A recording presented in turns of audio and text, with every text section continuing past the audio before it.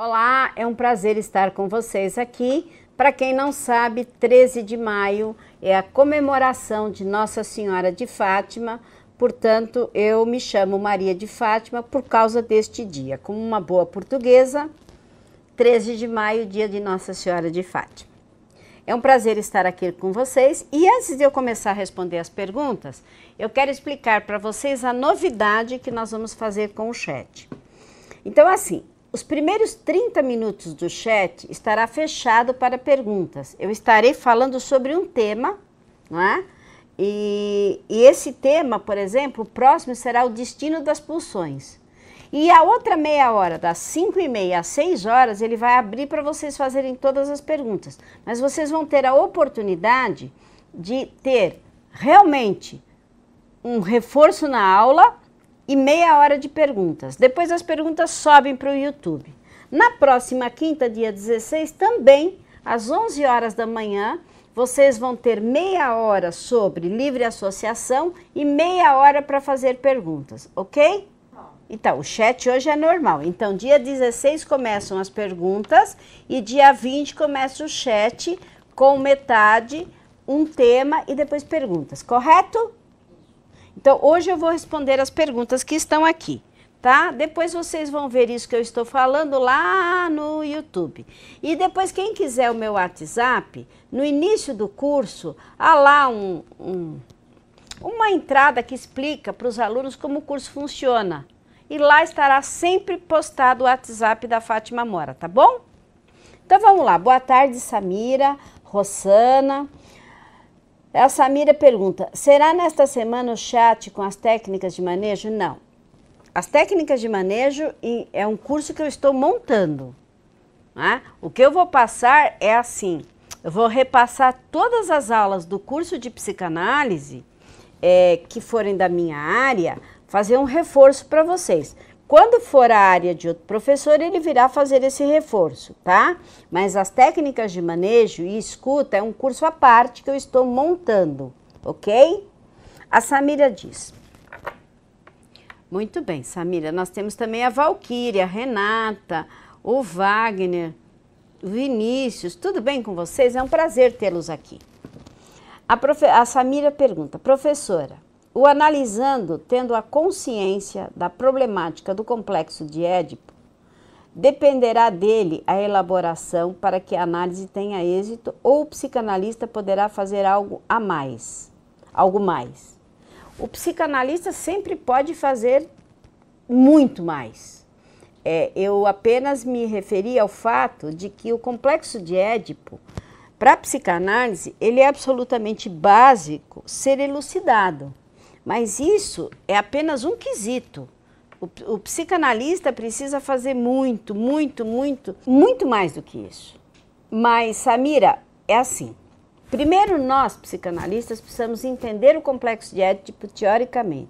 Depois, precisamos entendê-lo em nós, na nossa própria análise. Para depois poder aplicar a terapia no outro e aí ter uma compreensão plena disso. Entende? A Rita entrou agora.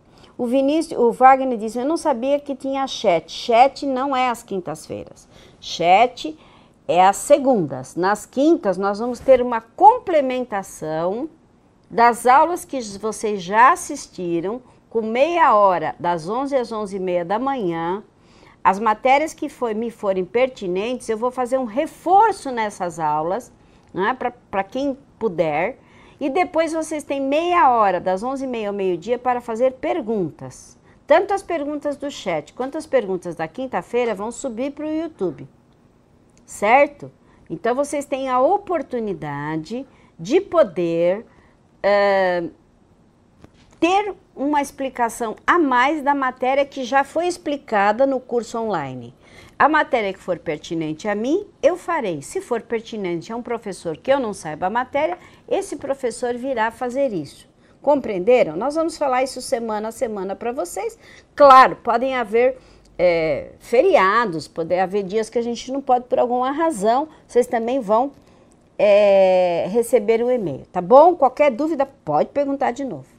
A Rita pergunta, transferência seria a confiança depositada no psicanalista? Não, minha querida. Transferência é o seguinte, até a psicanálise freudiana nos diz o seguinte, todos os problemas da vida adulta ocorrem entre 0 e 10 anos. Todos os problemas que vão dar as neuroses da vida adulta, para o Freud, se instalam de 0 a 10 anos. Muito bem. Já que se instalam nesse horário, nessa época, perdão, é que eu estou lendo aqui horário, aí eu falei horário. Já que se instalam nessa idade, e Freud diz que nós seres humanos ficamos com aquilo recalcado no inconsciente, quando nós vamos fazer análise, Rita, aquilo que o paciente transfere para nós foi o que aconteceu lá na infância. Ele transfere as emoções que ele tinha por todas as pessoas da sua infância, o pai, a mãe, o irmão, o professor, o tio, o avô, o vizinho, periquito, papagaio, cachorro. Ele faz uma transferência na figura do analista, só que ele não percebe, é inconsciente. E o analista precisa aceitar essa transferência entendendo que não é uma coisa pessoal. Então, por exemplo, se o paciente chegar aborrecido e falar assim, ai, eu estou muito triste com você, Fátima. Hoje você não respondeu para mim no WhatsApp. Eu fiquei muito triste. Você precisa entender, Rita, que não é para você que ele está falando isso. Ele está falando isso para a pessoa que ele transfere em você. Então, você tem que ouvir, aceitar e tentar entender qual é a pessoa que ele está fazendo transferência em cima de você. E isso é que funciona na análise. Análise de transferência. Certo? Não tem a ver com confiança, isso é inconsciente. O que tem a ver com confiança é você se sentir bem, você gostar daquele analista, você fazer uma transferência positiva, porque uma transferência negativa não funciona, certo? Espero que você tenha entendido. O Wagner diz que beleza, a Rosana diz, muito legal, pena que esse horário eu não consigo assistir. Mas você vê as perguntas depois, viu, Rosana? No YouTube. Boa tarde para todos, o Vinícius pergunta, é regra que a neurose deriva de uma fantasia? Não. A neurose pode derivar de uma fantasia e pode derivar de uma realidade. Claro que a criança fantasia, mas vamos supor que a criança, Vinícius, tenha sido abusada de verdade na infância. A neurose não vai derivar de uma fantasia, vai derivar de uma realidade. Suponha que a criança tem uma mãe narcísica, tem um pai ausente. Nem só as fantasias criam neuroses. É que a criança fantasia muito. Mas as neuroses derivam de realidades, de fatos, de sensações e de fantasias. Tá certo? Rita, sim, entendi, obrigada. Imagine.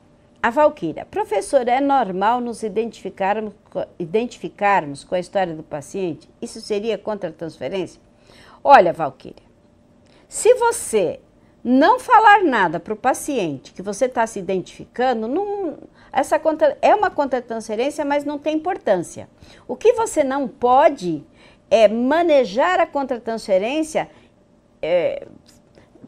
Vamos supor que o paciente diz para você assim, eu queria me separar da minha esposa, e você está no momento de separação, e você diz assim, não, olha, separa mesmo, que é bom separar, eu também estou separando. Você não pode verbalizar isso.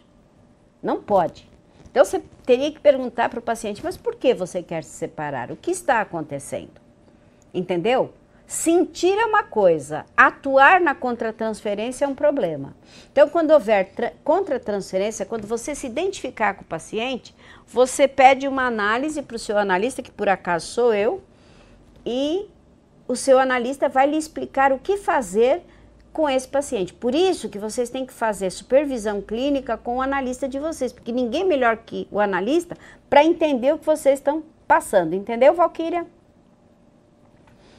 Wagner, professora, você pode esclarecer um pouco a catexia? O Vinícius disse certo. Bom, a catexia é a quantidade de energia de muitas coisas em psicanálise. A quantidade de energia que você investe no impulso, que você tem de emoção de uma pessoa dentro de você. Por exemplo, o Wagner, se eu falar a palavra mãe, o sentimento que você tem dentro de você, a quantidade desse sentimento é a catexia do sentimento, é a quantidade.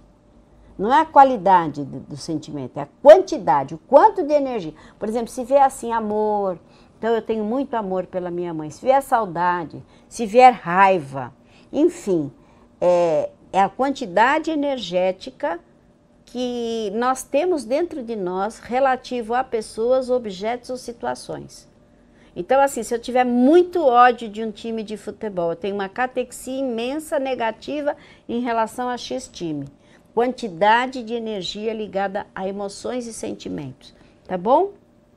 A Rita, Fátima, a Valquíria diz que entendeu, o Vinícius diz certo. A Rita diz, Fátima, os impulsos são os atos sem pensar, ou seja, inconsciente, diferente de pulsão? Não, Rita, impulso e pulsão é tudo a mesma coisa. Os impulsos são as próprias pulsões. Então, a pulsão, Freud vai dizer que nós nascemos com duas. No momento em que a gente sai da barriguinha da mamãe, os impulsos começam a entrar em ação.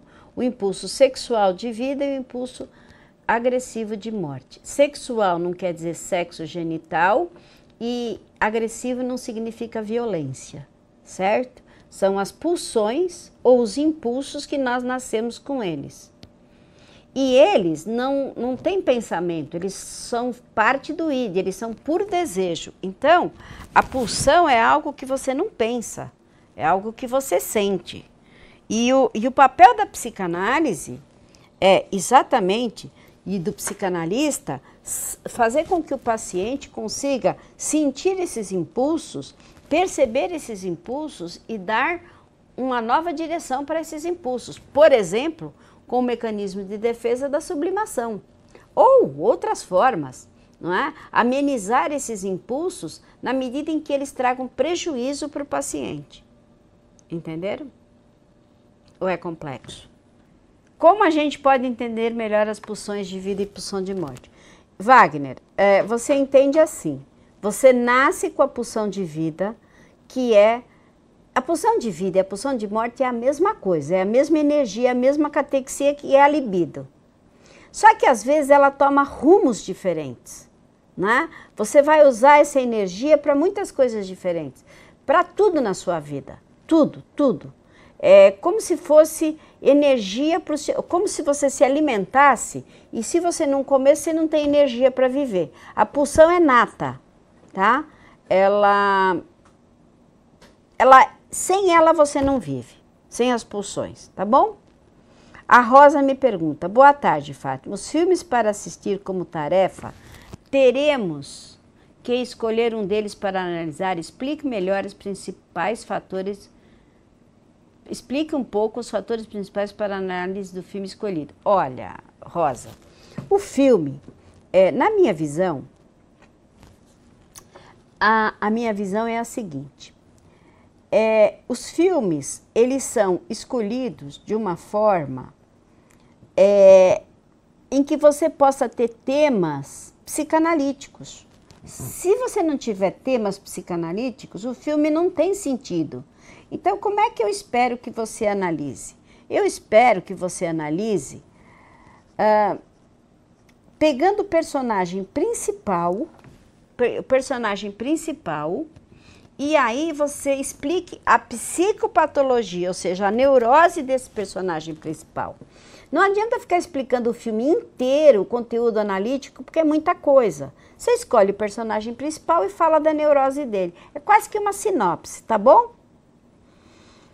É isso. Aqui a Gislaine, boa tarde, sou aluna nova online, estou no grupo do WhatsApp, ela pede para entrar, que eu não sei que grupo, mas tudo bem. A Gislaine diz, ok, Freud quer dizer que quando as crianças são perversas, polimorfas, é assim, as crianças são perversas. A Renata perguntou, vocês têm grupo no Zap? É que é assim, o pessoal aí do online fez um grupo entre eles, do qual eu não faço parte. Então, é um grupo interno de vocês, tá bom? vocês quiserem deixar o WhatsApp, aí vocês deixam, Rosa. E aí, mas eu particularmente não estou nesse grupo. Então, crianças perversas. Pervertido e perverso são coisas diferentes. O pervertido tem mais a ver com as questões da sexualidade dos adultos. As questões perversas são as coisas mais da maldade, assim, mais da pulsão de morte. Ou seja, por exemplo, crianças que tendem a matar animais, ou tem várias, poliformas, tem várias formas de perversidade, de maldade. São crianças que provavelmente vão ter psicopatologias mais graves, que muitas vezes poderão ir além da neurose. Então, é preciso tomar bastante atenção nessas crianças perversas, porque são crianças, é que na época do Freud, é preciso entender, Gislaine, que não havia diagnósticos como borderline, toque, bipolar. Era uma outra maneira de dar a forma, a doença era a mesma, os nomes vão mudando, não é? E também não havia tanta pesquisa. O Freud deu o pontapé inicial, ok? E depois veio a psiquiatria, que se abocanhou da terminologia psicanalítica, né, o DSM e o CID, e aí vem esses termos, não é? Onde nós vamos encontrar essas crianças perversas. Isso é muito explorado pela televisão, pelos filmes, né? As crianças que matam, as crianças que aterrorizam, mas na verdade são crianças que sofrem, né? Existe um livro chamado O Menino que Lavava as Mãos 33 vezes. É um livro a respeito de uma clínica de crianças com DOC nos Estados Unidos, DOC, distúrbio obsessivo compulsivo, ou TOC, transtorno obsessivo compulsivo. E mostra as pessoas com essas gravidades, né? Então, assim, você vai ver crianças, por exemplo, uma criança que ficava de 2 anos, 3 anos, ficava amarrando tênis 50 vezes, não parava. Então, nós vamos ter hoje catalogadas doenças infantis que nós nem tínhamos no momento em que Freud vai se ocupar da histeria, não é? Ele cataloga 3 tipos de neurose: histérica, fóbica e de angústia. E ele não se ocupa. Algumas pessoas me perguntam, mas por que Freud não fez mais? Bom, porque ele trabalhava, ele lia, ele estudava, ele atendia de segunda a domingo. Domingo ele almoçava com a esposa e com a família, brincava com o cachorro e fumava o charuto. Isso a vida inteira. Quando ele foi morrer em 27 de setembro, ele morreu de eutanásia, um amigo dele deu uma injeção para ele e ainda pediu para a filha se podia morrer. Quer dizer, o cara só não fez mais porque ele não teve mais tempo, né? Então, assim, a obra já é um tremendo de um trabalho, ok? Então é isso, espero que você tenha entendido, né? O que Freud diz quando que as crianças são perversas, até porque ele teve uma amostragem infantil pequena, né?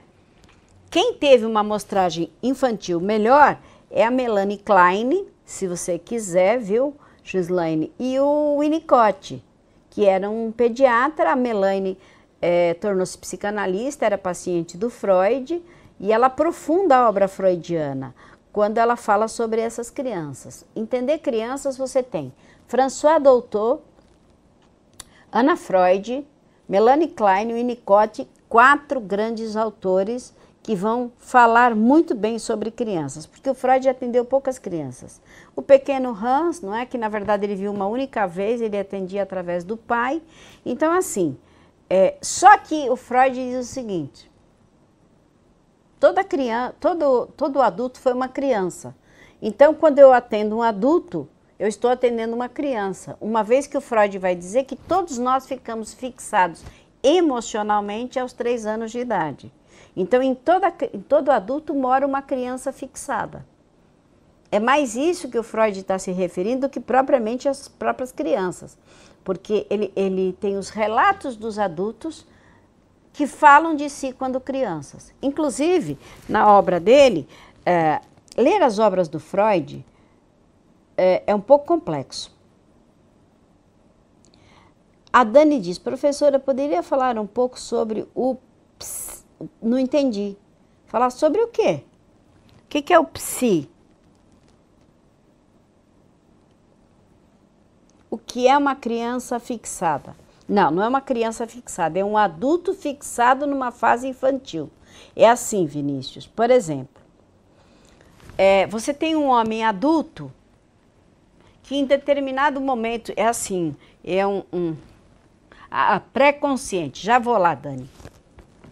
Você tem um homem adulto, presidente de uma das maiores empresas internacionais do Brasil. Chega no trabalho, é uma pessoa maravilhosa, fantástica. Chega em casa, emocionalmente, ele fala como uma criança, ele age como uma criança, ele pede da esposa um comportamento infantilizado. Então, ele está fixado numa fase infantil, que pode ser a fase oral, anal, fálica ou pré-genital, que foram as fases em que o Freud falou, ou até as fases da Melanie, que é no primeiro ano, os primeiros 6 meses, a fase esquizoparanoide e nos segundos 6 meses a fase depressiva. Então, o ser humano adulto pode ficar fixado numa fase infantil, mas do ponto de vista emocional, não intelectual. Emocionalmente ele reage como uma criança. Aquele chefe que em vez de conversar, grita, ofende, ele está fixado numa fase infantil. Ok? Você já tem até aqui a aula aberta, tema livre, associação para vocês verem. Então, isso é uma criança fixada. Entendeu, ô Vinícius? A Rita diz que caiu. Bom, a Dani pergunta o que é pré-consciente. Pré-consciente é o seguinte, Dani. Consciente é o que você se lembra imediatamente quando você está pensando. Inconsciente é aquilo que você, por mais que você faça força, você não se lembra. Pré-consciente é aquilo que você faz força e lembra. Não está exatamente no inconsciente nem no consciente. Ele vai e volta. Ele pode estar consciente, inconsciente, consciente, inconsciente. Então, por exemplo, você está apaixonada. Tem horas que você lembra do rapaz, tem horas que você não lembra. Agora, aquela pessoa que você odeia está inconsciente. E aquela que você ama está profundamente consciente. Deu para entender? Ou não? O Vinícius diz que entendeu e lhe agradece. Wagner, como entender as pulsões de vida e morte e sua associação no indivíduo? Eu acho que as pulsões é uma coisa que realmente a Dani diz que entendeu. Ok.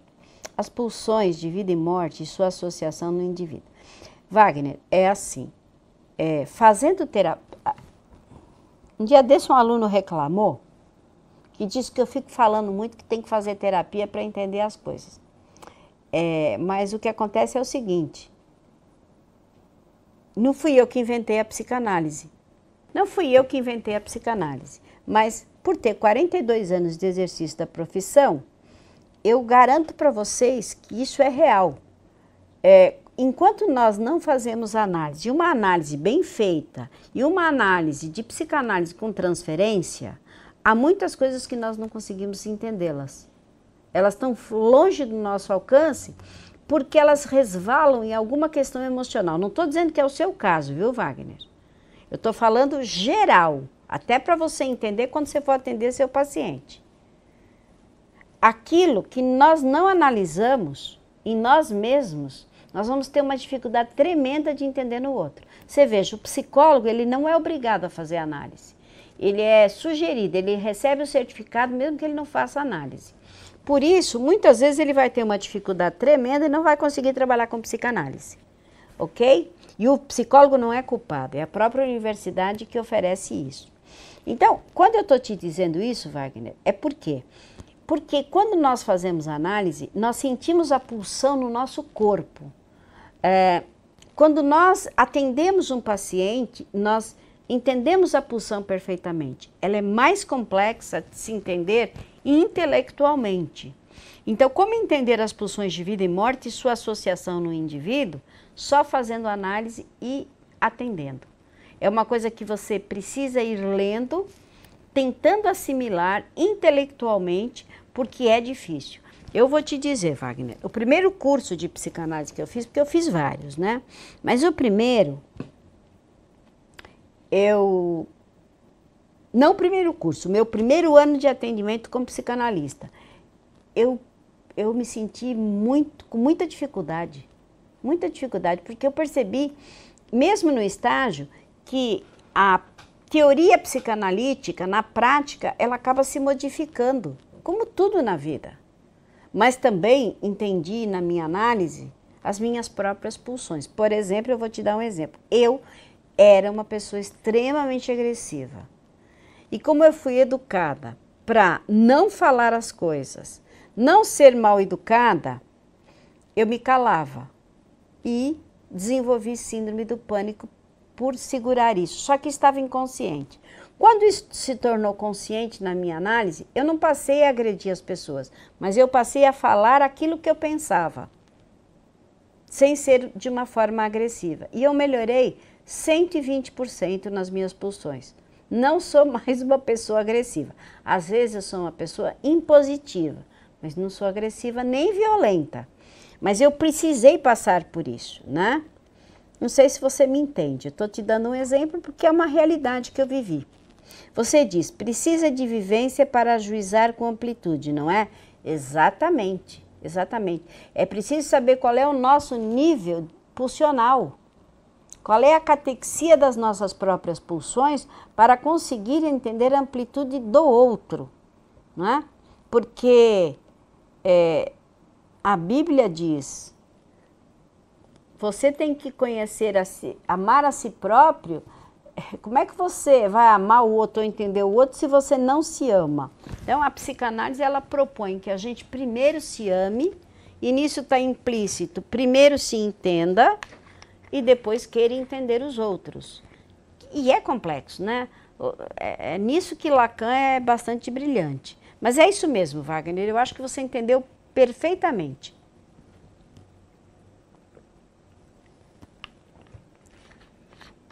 Repetindo que no próximo chat, para vocês lembrarem, a primeira meia hora eu estarei no dia 13 falando do destino das pulsões. E depois, na outra meia hora, que vocês vão fazer perguntas, tá bem? E no dia 16, às 11 horas da manhã, eu estarei falando sobre livre associação, das 11 às 11h30. Aí vocês vão fazer perguntas, tá bem? Para rever todas as aulas. Oi? Você falou dia 13 é hoje. Não, hoje não é dia 6? Não, hoje é dia 13. Ai, perdão, gente, hoje é dia 13. Vocês estão vendo o ato falha? Eu quero voltar para trás. Dia 13 não, dia 20 e dia 16, tá?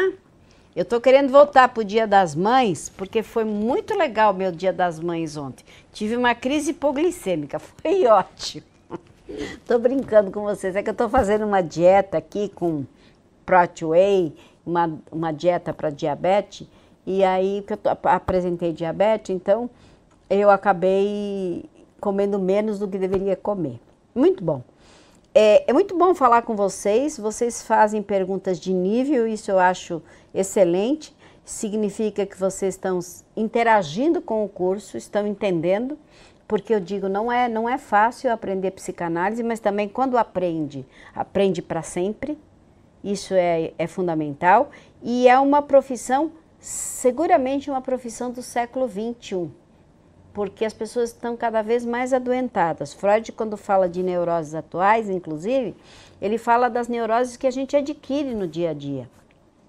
Então, eu não tenho neurose só da infância? Não, eu tenho neuroses adquiridas no dia a dia. Neurose de medo de perder emprego, neurose da violência social, neurose de pensar em política, neuroses familiares, lutos, relacionamentos afetivos, enfim. Nós temos as neuroses infantis, aquelas que nós adquirimos de 0 a 10 anos, segundo Freud, e as neuroses atuais que nós adquirimos no momento atual. Uma das síndromes que eu mais tenho atendido no meu consultório, Freud nunca falou disso, mas é impressionante, é a síndrome de burnout. Né? Eu já vou explicar isso aqui, porque o Wagner diz o seguinte: é impressionante como a psicanálise abre os olhos da gente para este momento. Tudo fica inteligível e passível de tratamento. Sem dúvida, fica mesmo, viu, Wagner? A Rosana diz: Fátima, como falar com uma pessoa com depressão para ela fazer psicanálise? Você também me pede cada tarefa, como falar? Bom, falar é falar na lata, ó, você precisa de terapia. Resta saber se a pessoa admite ou percebe que está deprimida. Porque às vezes não é uma questão de admitir, é uma questão de percepção, né? Porque perceber. Ontem eu estava conversando com uma pessoa, até por telefone, que por sinal é meu ex-marido, e ele estava me dizendo: Fátima, você está deprimida? Eu falei: claro que não. Ele falou: de repente você não está percebendo. Eu falei: mas eu faço terapia. Não, mas eu acho que você está deprimida. Eu fiquei assim, eu acho que eu não estou, mas você vê, até eu que sou psicanalista, às vezes, posso não perceber. A Samira diz: qual é a diferença entre depressão e melancolia? É que melancolia era o nome usado para depressão no século passado. E a melancolia também era usada para estados psicóticos. Então, hoje não se usa melancolia. A Rosana diz: percebe, mas é resistente. Bom, se percebe e é resistente, desiste da pessoa. Se ela não quer, ela não quer. Não dá para fazer uma pessoa querer uma coisa que ela não quer.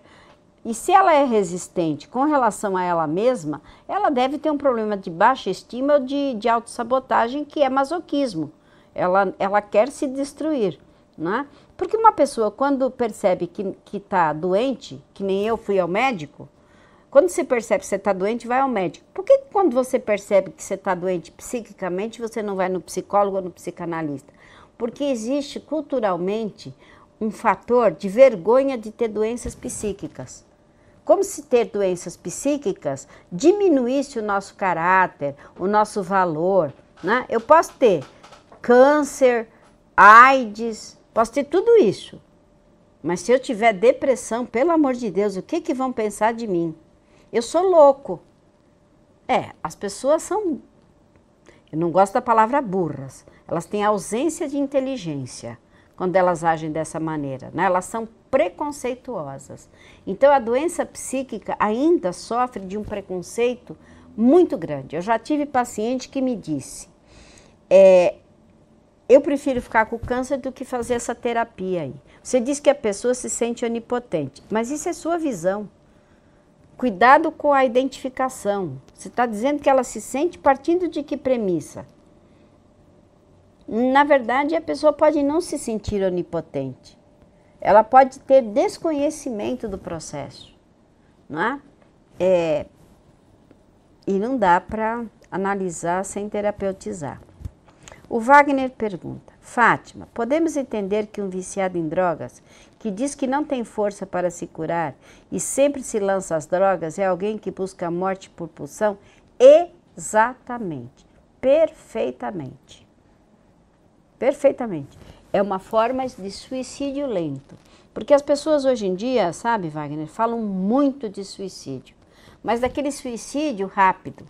Mas existe o suicídio lento, que se faz com alimentação, se faz com álcool, que é droga, se faz com falta de exercício, que se faz com drogadição, que se faz com deixar de tomar atitudes na vida. Suicídio lento. Eu morro aos poucos. Eu sei que eu estou morrendo, né?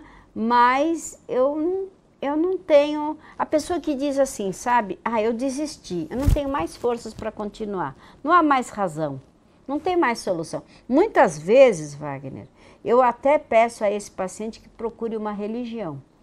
Sabe por quê? Jung fazia isso. Porque às vezes a religião dá um alento para essa pessoa, né? Dá uma esperança maior E com a esperança, pode ser até que ela venha fazer uma terapia, né? Ela mude essa visão.